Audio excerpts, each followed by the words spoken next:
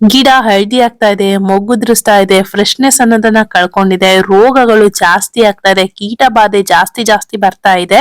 ಏನ್ ಮಾಡ್ಬೇಕಂತಾನೆ ಗೊತ್ತಾಗ್ತಾ ಇಲ್ಲ ಅಂತ ಅನ್ಕೊಳ್ತಾ ಇದ್ರೆ ಇವತ್ ನಾನ್ ತೋರ್ಸುವಂತ ಫರ್ಟಿಲೈಸರ್ ನ ಹಾಕ್ ನೋಡ್ರಿ. ನೀವ್ ಹೇಳುವಂತ ಫರ್ಟಿಲೈಸರ್ ನ ನಾವು ಬಳಸ್ತೀವಿ ಅಥವಾ ಬೇರೆ ಚಾನಲ್ ನಲ್ಲೂ ನೋಡ್ಬಿಟ್ಟು ಫರ್ಟಿಲೈಸರ್ ನ ಹಾಕ್ತಾ ಇರ್ತೀವಿ. ಆದ್ರೂ ಕೂಡ ನಮ್ಮ ಗಾರ್ಡನ್ ನಲ್ಲಿ ಗಿಡಗಳು ಯಾಕೋ ಒಂಥರ ವೀಕ್ ಆಗಿದೆ ಅಂತ ಅನ್ಕೊಳ್ತಾ ಇದ್ರೆ ಇವತ್ ತೋರ್ಸುವಂತ ಒಂದು ಬೆಸ್ಟ್ ಫರ್ಟಿಲೈಸರ್ ನ ನಿಮ್ ಗಿಡಕ್ಕೆ ಪ್ರಯೋಗ ಮಾಡಿ ನೋಡ್ರಿ. ಖಂಡಿತವಾಗ್ಲೂ ತುಂಬಾನೇ ಗಿಡ ಫ್ರೆಶ್ ಆಗಿರುತ್ತೆ. ಅಷ್ಟೇ ಅಲ್ಲ, ಗೊಂಚಲು ಗೊಂಚಲಾಗಿ ಹೂಗಳು ಕೂಡ ಬರೋದಕ್ಕೆ ಶುರು ಆಗುತ್ತೆ. ಈ ಎಲೆಗಳು ಎಷ್ಟು ಜನಕ್ಕೆ ಸಿಗುತ್ತೋ ಇಲ್ವೋ ನನಗಂತೂ ಗೊತ್ತಿಲ್ಲ. ಆದ್ರೆ ಇದು ಮನುಷ್ಯರಿಗೆ ಯಾವ ರೀತಿಯಾದಂತ ಬೆನಿಫಿಟ್ ಕೊಡುತ್ತೋ ಅದೇ ರೀತಿ ಗಿಡಗಳಿಗೂ ಕೂಡ ಬೆನಿಫಿಟ್ ಅನ್ನೋದು ಇದೆ ಇದರಿಂದ. ಈ ಸೊಪ್ಪು ನೋಡಿದ ತಕ್ಷಣ ತುಂಬಾ ಜನಕ್ಕೆ ಗೊತ್ತಾಗ್ಬೋದು. ಈ ಸೊಪ್ಪು ಬಂದ್ಬಿಟ್ಟು ನುಗ್ಗೆ ಸೊಪ್ಪು. ಕೆಲವೊಂದಿಷ್ಟು ಕಡೆ ಇದು ಮಾರ್ಕೆಟ್ ನಲ್ಲಿ ಸೇಲಿಗೆ ಬರ್ತದೆ, ಮತ್ತೆ ಕೆಲವೊಬ್ರು ಮನೆಯಲ್ಲಿ ಕೂಡ ಬೆಳೆಸ್ಕೊಂಡಿರ್ತಾರೆ. ಹಳ್ಳಿ ಸೈಡ್ ನಲ್ಲಿ ಬೆಳೆಸ್ಕೊಂಡಿದ್ರೆ ಅವ್ರ ಮನೆಯಲ್ಲಿ ಕೇಳಿ ಖಂಡಿತವಾಗ್ಲೂ ಕೊಟ್ಟೆ ಕೊಡ್ತಾರ ಅವರು. ನಮ್ ಹಳ್ಳಿ ಜನ ಯಾರಿಗೂ ಕೂಡ ಏನು ಕೊಡೋದಿಲ್ಲ ಅಂತ ಹೇಳೋದಿಲ್ಲ. ಅಕಸ್ಮಾತ್ ನಿಮಗೆ ಇದು ಹಸಿಯಾಗಿರುವಂತ ಸೊಪ್ಪು ಸಿಕ್ಕಿಲ್ಲ ಅಂದ್ರೆ ಆನ್ಲೈನ್ ನಲ್ಲಿ ಇದ್ರದ್ದು ಒಣಗಿರುವಂತಹ ಸೊಪ್ಪಿನ ಪುಡಿಗಳು ಕೂಡ ಸಿಗುತ್ತೆ. ಅದನ್ನ ಕೂಡ ನೀವು ಬಳಸ್ಕೊಬಹುದು. ಮೊದಲನೇದಾಗಿ ಈ ಹಸಿ ಸೊಪ್ಪನ್ನ ಯಾವ ರೀತಿಯಾಗಿ ಬಳಸೋದು ಅಂತ ನೋಡೋಣ. ಎಳೆ ಸೊಪ್ಪಿನಗಿಂತ ಸ್ವಲ್ಪ ಬಲ್ತಿರುವಂತ ಸೊಪ್ಪಾದ್ರೆ ತುಂಬಾನೇ ಚೆನ್ನಾಗಾಗುತ್ತೆ. ಈ ರೀತಿ ಎಳೆ ಸೊಪ್ಪಿದ್ರೆ ಸಾಂಬಾರ್ಗೆ ಏನಾದ್ರೂ ಯೂಸ್ ಮಾಡ್ಕೊಬಹುದು. ಇವಾಗ ಇಲ್ಲಿ ನಾನು ಈ ಸೊಪ್ಪಿನ ಜೊತೆಗೆ ಮತ್ತೊಂದಿಷ್ಟು ಪದಾರ್ಥಗಳನ್ನ ಸೇರ್ಸ್ಕೊಳ್ತಾ ಇದ್ದೀನಿ. ನಿಮ್ಮ ಹತ್ರ ಇದ್ರೆ ಅದನ್ನ ಸೇರ್ಸ್ಕೊಳ್ಳಿ, ಇಲ್ಲ ಅಂದ್ರೆ ಇದನ್ನ ಸ್ಕಿಪ್ ಮಾಡ್ಬೋದು. ನಾನಿಲ್ಲಿ ಒಂದಿಷ್ಟು ತರಕಾರಿ ಸಿಪ್ಪೆಗಳನ್ನ ಬಳಸ್ಕೊಳ್ತಾ ಇದ್ದೀನಿ. ಆಲೂಗೆಡ್ಡೆ ಸಿಪ್ಪೆ ಆಗಿರ್ಬೋದು, ಕ್ಯಾರೆಟ್ ಸಿಪ್ಪೆ, ಬೆಳ್ಳುಳ್ಳಿ ಸಿಪ್ಪೆ, ನೀರುಳ್ಳಿ ಸಿಪ್ಪೆ, ಹಾಗೆ ಪಪ್ಪಾಯ ಮತ್ತೆ ಕಲ್ಲಂಗಡಿ ಹಣ್ಣಿನ ಸಿಪ್ಪೆ, ಹಾಗೆ ನಿಂಬೆ ಹಣ್ಣಿನ ಸಿಪ್ಪೆ. ಇದಿಷ್ಟು ಕೂಡ ನಮ್ಮ ಕಿಚನ್ ಅಲ್ಲಿ ವೇಸ್ಟ್ ಅಂತ ಬಿಸಾಕುವ ಒಂದಿಷ್ಟು ಪದಾರ್ಥಗಳು. ಇದೆಲ್ಲದನ್ನು ಕೂಡ ನಾನು ಸೇರಿಸ್ಕೊಂಡು ಮಿಕ್ಸರ್ ಜಾರ್ಗೆ ಹಾಕೊಂಡು ರುಬ್ಕೊಳ್ತಾ ಇದ್ದೀನಿ. ನಿಮ್ಮ ಹತ್ರ ಇದೆಲ್ಲದೂ ಇಲ್ಲ ಅಂತ ಆದ್ರೆ ನಿಮ್ಮ ಹತ್ರ ಯಾವ್ದು ಸಿಗುತ್ತೋ ಅದನ್ನ ಬಳಸ್ಕೊಬಹುದು. ಇದು ಯಾವ್ದು ಸಿಗ್ತಾ ಇಲ್ಲ ನಿಮಗೆ ಅನ್ನೋ ಹಾಗಿದ್ರೆ ಕೇವಲ ನುಗ್ಗೆ ಸೊಪ್ಪನ್ನು ಮಾತ್ರ ಹಾಕೊಂಡ್ಬೇಕಾದ್ರೂ ಈ ರೀತಿ ಮಿಕ್ಸರ್ ನಲ್ಲಿ ಗ್ರೈಂಡ್ ಮಾಡ್ಕೊಂಡು ಪೇಸ್ಟ್ ಮಾಡಿ ಇಟ್ಕೊಬಹುದು. ನಾನ್ ಮೊದ್ಲಿಗೆ ಇದಿಷ್ಟನ್ನೇ ಹಾಕೊಂಡು ಒಂದು ಪೇಸ್ಟ್ ನ ಮಾಡ್ಕೊಂಡು ಒಂದು ಪಾತ್ರೆಗೆ ಹಾಕೊಳ್ತಾ ಇದ್ದೀನಿ. ನಾನು ಈ ಕಲ್ಲಂಗಡಿ ಹಣ್ಣಿನ ಸಿಪ್ಪೆ ಮತ್ತೆ ಸಾಸಿವೆ ಹಾಕೊಂಡು ಒಂದು ಫರ್ಟಿಲೈಸರ್ ನ ತೋರಿಸಿದೆ. ಅದಂತೂ ತುಂಬಾನೇ ಬೆಸ್ಟ್ ಆಗಿರುವಂತ ಫರ್ಟಿಲೈಸರ್. ಬೇಕಂದ್ರೆ ಆ ಫರ್ಟಿಲೈಸರ್ ವಿಡಿಯೋನ ನಾನು ಎಂಡ್ ಸ್ಕ್ರೀನ್ ಅಲ್ಲಿ ಹಾಕಿರ್ತೀನಿ. ತುಂಬಾ ಅಂದ್ರೆ ತುಂಬಾನೇ ಬೆನಿಫಿಟ್ ಇದೆ ಅದರಿಂದ. ನನ್ಗಂತೂ ನಾನು ಅಷ್ಟು ಸಮಯದಿಂದ ಬಳಸಿರುವಂತ ಫರ್ಟಿಲೈಸರ್ ನಲ್ಲಿ ಅದೊಂದು ಬೆಸ್ಟ್ ಅಂದ್ರೆ ತುಂಬಾ ಬೆಸ್ಟ್ ಆಗಿರುವಂತ ಒಂದು ಫರ್ಟಿಲೈಸರ್ ಅಂತಾನೆ ಹೇಳ್ಬೋದು. ಇದು ಕೂಡ ಅಷ್ಟೇನೆ ತುಂಬಾನೇ ಯೂಸ್ಫುಲ್ ಆಗುವಂತ ಒಂದು ಫರ್ಟಿಲೈಸರ್. ಇವಾಗ ನಾನು ಮತ್ತೆ ಉಳಿದಿರುವಂತಹ ತರಕಾರಿ ಸಿಪ್ಪೆ ಹಾಗೆ ನುಗ್ಗೆ ಸೊಪ್ಪನ್ನ ಎಲ್ಲ ಹಾಕೊಂಡು ಮತ್ತೊಂದ್ಸಲ ಗ್ರೈಂಡ್ ಮಾಡಿ ಹಾಕೊಳ್ತಾ ಇದ್ದೀನಿ. ಕೇವಲ ಒಂದು ಮುಷ್ಟಿ ಆಗುವಷ್ಟು ನುಗ್ಗೆ ಸೊಪ್ಪು ಇದ್ರೂ ಕೂಡ ಸಾಕು, ತುಂಬಾನೇ ಒಳ್ಳೆ ಫರ್ಟಿಲೈಸರ್ ನ ನಾವು ತಯಾರಿ ಮಾಡ್ಕೊಬಹುದು. ನನಗೆ ತುಂಬಾನೇ ಗಿಡಗಳಿಗೆ ಬೇಕಾಗಿರೋದ್ರಿಂದ ನಾನೊಂದ್ ಸ್ವಲ್ಪ ಜಾಸ್ತಿ ನುಗ್ಗೆ ಸೊಪ್ಪನ್ನ ಯೂಸ್ ಮಾಡ್ಕೊಳ್ತಾ ಇದ್ದೀನಿ. ಇದು ಮತ್ತೆ ಇನ್ನೊಂದ್ ರೌಂಡ್ ನಲ್ಲಿ ನಾನು ಮಿಕ್ಸಿ ಮಾಡ್ಕೊಂಡ್ ಬಂದಿದ್ದೀನಿ. ಇದು ಕೇವಲ ನುಗ್ಗೆ ಸೊಪ್ಪನ್ನ ಮಾತ್ರ ಹಾಕೊಂಡು ಗ್ರೈಂಡ್ ಮಾಡ್ಕೊಂಡಿರೋದು. ನೀವು ಕೇವಲ ನುಗ್ಗೆ ಸೊಪ್ಪನ್ನ ಬೇಕಾದ್ರೂ ಹಾಕೊಂಡು ಗ್ರೈಂಡ್ ಮಾಡಿ ಮುಂದೆ ನಾನು ಹೇಳುವಂತ ಪ್ರೊಸೀಜರ್ ನ ಫಾಲೋ ಮಾಡಿದ್ರೆ ಅದ್ರಲ್ಲೂ ಕೂಡ ಒಳ್ಳೆ ಬೆನಿಫಿಟ್ ನಿಮ್ಗೆ ಸಿಗುತ್ತೆ. ಈಗ ಗ್ರೈಂಡ್ ಮಾಡಿ ಇಟ್ಟಿರುವಂತ ಪೇಸ್ಟ್ ಗೆ ನಾವಿಲ್ಲಿ ಸಾಕಷ್ಟು ನೀರನ್ನ ಸೇರ್ಸ್ಕೊಬೇಕು. ನಾನಿಲ್ಲಿ ಒಂದು 3 ಲೀಟರ್ ಆಗುವಷ್ಟು ನೀರನ್ನ ಸೇರ್ಸ್ಕೊಳ್ತಾ ಇದ್ದೀನಿ. ಈ ರೀತಿ ನೀರನ್ನೆಲ್ಲ ಸೇರ್ಸ್ಕೊಂಡಾದ್ರ ಮೇಲೆ ಒಂದು ಕೋಲು ಇಲ್ಲ ಅಂತಂದ್ರೆ ಕೈನಿಂದ ಈ ರೀತಿಯಾಗಿ ಚೆನ್ನಾಗಿ ಮಿಕ್ಸ್ ಮಾಡ್ಕೊಬೇಕಾಗತ್ತೆ. ಈ ರೀತಿ ಮಿಕ್ಸ್ ಮಾಡ್ಕೊಂಡ್ರೆ ಸ್ವಲ್ಪ ಪೇಸ್ಟ್ ಅನ್ನೋದು ತೆಳ್ಳಗಾಗತ್ತೆ ಆಯ್ತಾ. ಈ ರೀತಿ ಸ್ವಲ್ಪ ತೆಳ್ಳಗ್ ಮಾಡ್ಕೊಳ್ಳಿ, ತುಂಬಾನೇ ತೆಳ್ಳಗೆ ಮಾಡ್ಕೊಳ್ಳೋದಕ್ಕೆ ಹೋಗ್ಬೇಡಿ. ಇದನ್ನ ನಾವು ಮತ್ತೆ ಹುಳಿ ಬರ್ಸೋದಿಕ್ಕೆ ಇಡ್ಬೇಕಾಗತ್ತೆ. 24ರಿಂದ 48 ಗಂಟೆಗಳ ಕಾಲ ಇದನ್ನ ಹುಳಿ ಬರ್ಸೋದಿಕ್ಕೆ ಇಟ್ರೆ ಸಾಕು. ಇದನ್ನ ನಾವು ಓಪನ್ ಆಗೇ ಇಡ್ಬೇಕು. ಹಾಗೆ ಬೆಳಗ್ಗೆ ಮಾಡಿದ್ರೆ ಸಂಜೆ ಮತ್ತೊಂದ್ಸಲ ಕೈ ಹಾಕಿ ಅಲ್ಲಾಡ್ಸ್ಬೇಕು, ಇಲ್ಲ ಕೋಲ್ನಲ್ಲಿ ಅಲ್ಲಾಡ್ಸ್ಬೇಕಾಗತ್ತೆ. 2 ದಿನ ಇಡೋ ಹಾಗಿದ್ರೆ ಬೆಳಗ್ಗೆ ಸಂಜೆ ಕೋಲ್ ಹಾಕಿ ಅಲ್ಲಾಡ್ಸ್ತಾ ಇರ್ಬೇಕಾಗತ್ತೆ. ಇದನ್ನ ನೋಡಿ ನಾನು ಫರ್ಟಿಲೈಸರ್ ನ ಮಾಡಿ 48 ಗಂಟೆಗಳ ಕಾಲ ಆಗಿದೆ. ಇವಾಗ ಮತ್ತೆ ಇನ್ನೊಂದ್ಸಲ ಕೋಲ್ ಹಾಕಿ ಈ ರೀತಿಯಾಗಿ ಮಿಕ್ಸ್ ಮಾಡ್ಕೊಳ್ತಾ ಇದೀನಿ.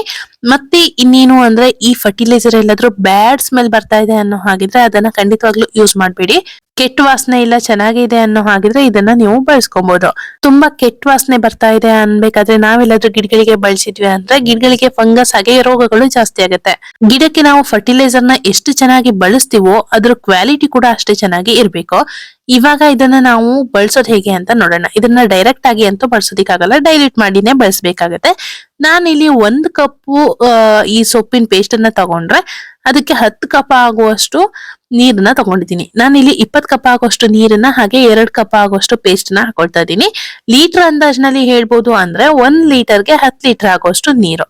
ಇವಾಗ ಇದನ್ನ ನಾವು ಚೆನ್ನಾಗಿ ಈ ರೀತಿಯಾಗಿ ಮಿಕ್ಸ್ ಮಾಡ್ಕೊಬೇಕು.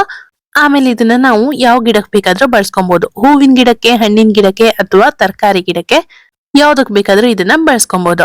ಈ ನುಗ್ಗೆ ಸೊಪ್ಪಲ್ಲಿ ಸಾರಜನಕ, ರಂಜಕ, ಪೊಟ್ಯಾಷಿಯಂ ಹಾಗೆ ಕ್ಯಾಲ್ಸಿಯಂ, ಮೆಗ್ನೀಷಿಯಂ, ಕಬ್ಬಿಣಾಂಶ ಈ ರೀತಿಯಾದಂತ ಕಂಟೆಂಟ್ ಜಾಸ್ತಿ ಇದೆ. ಇದರಿಂದಾಗಿ ಗಿಡಗಳ ಕಾಂಡ ಮತ್ತೆ ಎಲೆಗಳನ್ನ ಸದೃಢವಾಗಿ ಇದು ಬೆಳೆಸುತ್ತೆ. ಈ ಪೇಸ್ಟ್ ನ ನಾವು ಇವಾಗ ಯಾವ ರೀತಿಯಾಗಿ ಡೈಲ್ಯೂಟ್ ಮಾಡಿದ್ವಲ್ಲ, ಇದನ್ನ ಸೋಸ್ಕೊಂಡು ಗಿಡದ ಎಲೆಗಳ ಮೇಲೆಲ್ಲ ಸ್ಪ್ರೇ ಮಾಡಿದ್ರೆ ರೋಗ ನಿರೋಧಕ ಶಕ್ತಿ ಅನ್ನೋದು ಹೆಚ್ಚುತ್ತೆ. ಮತ್ತೆ ಇವಾಗ ಹೇಗಿದ್ರು ವೆದರ್ ಚೇಂಜ್ ಆಗ್ತದೆ, ಮಳೆ ಬರ್ತಾ ಇದೆ, ಬಿಸಿಲು ಬರ್ತಾ ಇದೆ, ಮತ್ತೆ ಮಳೆ ಬಿಸಿಲು ಈ ರೀತಿಯಾದಂತಹ ಹವಾಮಾನ ಎಲ್ಲ ಚೇಂಜ್ ಆದಾಗ ಅದಕ್ಕೆ ಸ್ಟ್ರೆಸ್ ಅನ್ನೋದು ಆಗ್ತಾ ಇರುತ್ತೆ ಗಿಡಗಳಿಗೆ. ಅದು ಕೂಡ ರಿಲೀಫ್ ಆಗೋದಕ್ಕೆ ಹೆಲ್ಪ್ ಆಗುತ್ತೆ. ಅಷ್ಟೇ ಅಲ್ಲ, ಗಿಡದಲ್ಲಿ ಎಲೆಗಳು ಕೂಡ ಹಸಿರಾಗಿರೋದಕ್ಕೆ ಇದು ಹೆಲ್ಪ್ ಮಾಡುತ್ತೆ. ಎಲೆಗಳು ಹಸಿರಾಗಿದ್ರೆ ಮಾತ್ರ ಗಿಡಗಳು ಆಹಾರನ ತಯಾರಿ ಮಾಡುತ್ತೆ, ಇಲ್ಲ ಅಂತಂದ್ರೆ ಗಿಡ ಒಂದ್ ರೀತಿ ವೀಕ್ ಆಗ್ತಾ ಹೋಗುತ್ತೆ.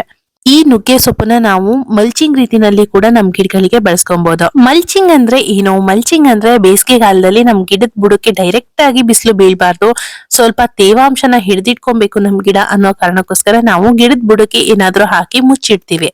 ಒಣಗಿರುವಂತ ಎಲೆಗಳಾಗಿರ್ಬೋದು, ಹೂಗಳಾಗಿರ್ಬೋದು, ಅಥವಾ ಶೇಂಗಾ ಸಿಪ್ಪೆ, ಧಾನ್ಯಗಳ ಸಿಪ್ಪೆ ಈ ರೀತಿ ಏನಾದ್ರು ಹಾಕಿ ಮಲ್ಚಿಂಗ್ ಮಾಡ್ತೀವಿ. ಅದ್ರ ಬದಲಾಗಿ ಈ ನುಗ್ಗೆ ಸೊಪ್ಪನ್ನ ಕೂಡ ನಾವು ಹಾಕಿ ಮಲ್ಚಿಂಗ್ ನ ಮಾಡ್ಕೊಬಹುದು. ಈ ನುಗ್ಗೆ ಸೊಪ್ಪನ್ನ ನಾವು ಮಲ್ಚಿಂಗ್ ನ ಮಾಡೋದ್ರಿಂದ ಅದು ಕ್ರಮೇಣ ನೆಲದಲ್ಲಿ ಕರಗಿ ಕರಗಿ ಕರಗಿ ಗೊಬ್ಬರ ಕೂಡ ಆಗತ್ತೆ. ಮತ್ತೆ ಈ ನುಗ್ಗೆ ಸೊಪ್ಪಿನ ಪುಡಿನ ಕೂಡ ಬಳಸಬಹುದು ಅಂತ ಹೇಳಿದ್ನಲ್ಲ. ಈ ನುಗ್ಗೆ ಸೊಪ್ಪಿನ ಪುಡಿನ ಯಾವ ರೀತಿಯಾಗಿ ಬಳಸಬಹುದು ಅಂದ್ರೆ, ಪಾಟ್ ನಲ್ಲಿ ಸ್ವಲ್ಪ ಮಣ್ಣನ್ನ ಕೆತ್ಕಿ, ಆ ಕೆತ್ಕಿರುವಂತಹ ಮಣ್ಣಿಗೆ 1-2 ಸ್ಪೂನ್ ಆಗುವಷ್ಟು ಈ ನುಗ್ಗೆ ಸೊಪ್ಪಿನ ಪೌಡರ್ನ ಹಾಕಿ ಮತ್ತೆ ಮಣ್ಣನ್ನ ಮುಚ್ಚಿ, ನಾವು ಯಾವಾಗೆಲ್ಲ ನೀರ್ ಹಾಕ್ತಾ ಇರ್ತೀವಲ್ಲ ಆ ಟೈಮ್ ನಲ್ಲೆಲ್ಲ ಅದು ಮಣ್ಣಲ್ಲಿ ಅದ್ರ ಕಂಟೆಂಟ್ ನ ಬಿಟ್ಕೊಳ್ತಾ ಇರುತ್ತೆ. ಸಣ್ಣ ಗಿಡ ಆದ್ರೆ 1 ಚಮಚ ಆಗೋಷ್ಟು ಸಾಕು, ದೊಡ್ಡ ದೊಡ್ಡ ಗಿಡ ಆಗಿದ್ರೆ 2 ಚಮಚ ಆಗೋಷ್ಟು ಬಳಸ್ಕೊಬಹುದು. ಲಿಕ್ವಿಡ್ ಏನಾದ್ರು ಈ ರೀತಿಯಾಗಿ ಬಳಸ್ತಾ ಇದ್ದೀರಾ ಅಂದ್ರೆ ಮಣ್ಣು ಸ್ವಲ್ಪ ಡ್ರೈ ಆಗಿರ್ಲಿ, ಆ ಟೈಮ್ ನಲ್ಲಿ ಬಳಸ್ರಿ. ಅಂದ್ರೆ ಇವತ್ ನೀರ್ ಹಾಕಿ ಇವತ್ತೇ ಬಳಸೋದು ಈ ರೀತಿ ಎಲ್ಲ ಮಾಡ್ಬೇಡಿ. ಈ ರೀತಿ ಎಲ್ಲ ಮಾಡಿದಾಗ ಏನಾಗುತ್ತೆ ಅಂದ್ರೆ, ಗಿಡ ಆಲ್ರೆಡಿ ತನ್ನ ಬೇರ್ಗಳಿಗೆ ಬೇಕಾಗುವಷ್ಟು ನೀರನ್ನ ಎಳ್ದಿಟ್ಕೊಂಡಾಗ ಈ ರೀತಿ ಲಿಕ್ವಿಡ್ ಫರ್ಟಿಲೈಸರ್ ನ ನಾವು ಹಾಕಿದಾಗ ಅದು ಮತ್ತೆ ಲಿಕ್ವಿಡ್ ನ ಅಬ್ಸರ್ವ್ ಮಾಡೋದಿಲ್ಲ. ಅದಕ್ಕೋಸ್ಕರ ನಾವು ಈ ರೀತಿ ಲಿಕ್ವಿಡ್ ಫರ್ಟಿಲೈಸರ್ ನ ಹಾಕ್ತಿವಿ ಅಂದ್ರೆ, ಯಾವತ್ ನಾವು ನೀರ್ ಹಾಕೋ ದಿನ ಇರುತ್ತೆ ನೋಡಿ, ಆ ದಿನಕ್ಕೆ ಈ ಲಿಕ್ವಿಡ್ ಫರ್ಟಿಲೈಸರ್ ನ ಹಾಕ್ಬೇಕು. ಗಿಡ ಡ್ರೈ ಆದ್ರ ಮೇಲೆ ಹಾಕ್ಬೇಕು ಅಂತ ಹೇಳ್ತಾರೆ ಅನ್ಕೊಂಡು ಗಿಡ ಬಾಡೋಗೋವರೆಗೂ ಮತ್ತೆ ಕಾಯೋದಿಕ್ ಹೋಗ್ಬೇಡಿ. ಗಿಡಕ್ಕೆ ನಾವು ನೀರ್ ಹಾಕ್ಬೇಕಾದ್ರೆ ಸ್ವಲ್ಪ ಸ್ವಲ್ಪ ಯಾವ ರೀತಿಯಾಗಿ ತೇವ ಇರುತ್ತೆ ನೋಡಿ, ಅಂತ ಟೈಮ್ ನಲ್ಲಿ ನಾವು ಗಿಡಕ್ಕೆ ಈ ಫರ್ಟಿಲೈಸರ್ ನ ಬಳಸಿದ್ರೆ ಚೆನ್ನಾಗಿದ್ದು ಅಬ್ಸರ್ವ್ ಮಾಡ್ಕೊಳ್ಳುತ್ತೆ. ನಾನಿವತ್ತು ಈ ಫರ್ಟಿಲೈಸರ್ ನ ನನ್ನ ಎಲ್ಲಾ ಹ್ಯಾಂಗಿಂಗ್ ಪಾಟ್ಸ್ ಗಳಿಗೆ, ಕೋಲಿಯಾಸ್ ಗಿಡಗಳಿಗೆ, ಹಾಗೆ ನೆಲದಲ್ಲಿ ಇರುವಂತಹ ಕೆಲವೊಂದಿಷ್ಟು ಗುಲಾಬಿ ಗಿಡಗಳಿಗೆ, ಅಮೇರ್ ಲಿಲಿ ಗಿಡಗಳಿಗೆ ಎಲ್ಲ ಬಳಸ್ಕೊಳ್ತಾ ಇದ್ದೀನಿ. ಮೊನ್ನೆ ಒಬ್ರು ಕ್ವಶನ್ ಕೇಳಿದ್ರು, ಅಮೇರ್ ಲಿಲಿ ಗಿಡನ ಯಾವ ರೀತಿಯಾಗಿ ಬೆಳೆಸುದು ಅಂತ ಹೇಳಿ ಅಂತ ಹೇಳ್ಕೊಂಡು. ಇದಕ್ಕೇನಿಲ್ಲ, ನಾರ್ಮಲ್ ಆಗಿರುವಂತ ಗಾರ್ಡನ್ ಸಾಯಿಲ್ ಇರುತ್ತಲ್ಲ ಅದನ್ನೇ ಹಾಕೊಂಡು ಬೆಳೆಸಿದ್ರೆ ಆಯ್ತು, ಚೆನ್ನಾಗಿ ಬೆಳೆಯುತ್ತೆ. ನಿಮ್ಮ ಒಂದೊಂದು ಕಮೆಂಟ್ ಕೂಡ ನಂಗೆ ತುಂಬಾನೇ ಖುಷಿ ಕೊಡುತ್ತೆ. ನನ್ನ ಹತ್ರನೂ ಕೂಡ ಕ್ವಶನ್ ಕೇಳ್ತಾರೆ, ನಾನ್ ಹೇಳುವಂತ ಟಿಪ್ಸ್ ಕೂಡ ನೀವು ಫಾಲೋ ಮಾಡ್ತೀರಾ ಅಂತ ಒಂದು ಖುಷಿ ಆಗುತ್ತೆ. ಹಾಗೆ ವಿಡಿಯೋ ಏನಾದ್ರೂ ಇಷ್ಟ ಆಗ್ತಾ ಇದ್ರೆ ದಯವಿಟ್ಟು ಲೈಕ್ ಮಾಡಿ. ನಿಮ್ ಹಾಗೆ ಗಾರ್ಡನ್ ನ ಬೆಳೆಸೋರಿಗೋಸ್ಕರ ಇದನ್ನ ಶೇರ್ ಮಾಡ್ರಿ. ಚಾನಲ್ಗೆ ಯಾರಾದ್ರೂ ಸಬ್ಸ್ಕ್ರೈಬ್ ಆಗದೆ ವಿಡಿಯೋನ ನೋಡ್ತಾ ಇದ್ರೆ ದಯವಿಟ್ಟು ಚಾನಲ್ಗೆ ಸಬ್ಸ್ಕ್ರೈಬ್ ಮಾಡ್ಕೊಂಡು ವಿಡಿಯೋನ ನೋಡ್ರಿ. ಸಬ್ಸ್ಕ್ರೈಬ್ ಆಗೋದ್ರಿಂದ ನಿಮ್ದು ಯಾವುದೇ ಅಮೌಂಟ್ ಕೂಡ ಕಟ್ ಆಗೋದಿಲ್ಲ. ತುಂಬಾ ಜನ ಅನ್ಕೊಬಹುದು ಸಬ್ಸ್ಕ್ರಿಪ್ಷನ್ ನ ತಗೊಳ್ಳೋದ್ರಿಂದ ಅಮೌಂಟ್ ಕಟ್ ಆಗುತ್ತೆ ಅಂತ. ಖಂಡಿತವಾಗ್ಲೂ ಯೂಟ್ಯೂಬ್ ನಲ್ಲಿ ಅಮೌಂಟ್ ಎಲ್ಲ ಕಟ್ ಆಗೋದಿಲ್ಲ. ನೀವು ಸಬ್ಸ್ಕ್ರೈಬ್ ಮಾಡ್ಕೊಂಡ್ರೆ ಏನಾಗುತ್ತೆ ಅಂದ್ರೆ, ನಾವು ಹಾಕುವಂತ ವಿಡಿಯೋಸ್ ನೋಟಿಫಿಕೇಶನ್ ನಿಮಗೆ ಮೊದ್ಲಿಗೆ ಬರುತ್ತೆ. ನೀವು ಅದನ್ನ ನೋಡ್ಕೊಂಡು ನಿಮ್ ಗಿಡದಲ್ಲಿ ಯಾವ ರೀತಿಯಾದಂತ ವ್ಯತ್ಯಾಸ ಆಗ್ತಾ ಇದೆ, ಅದಕ್ಕೆ ಯಾವ ರೀತಿ ಫರ್ಟಿಲೈಸರ್, ಕೀಟನಾಶಕನೋ ಏನ್ ಬೇಕೋ ಅದನ್ನ ನೀವು ಪ್ರಯೋಗ ಮಾಡ್ಕೊಬಹುದು. ಇದಿಷ್ಟು ಇವತ್ತಿನ ವಿಡಿಯೋ ಆಗಿದ್ದು. ಮತ್ತೆ ಯಾವ್ದಾದ್ರು ಹೊಸ ವಿಡಿಯೋದಲ್ಲಿ ಸಿಗ್ತೀನಿ. ಅಲ್ಲಿವರೆಗೂ love you all, bye bye.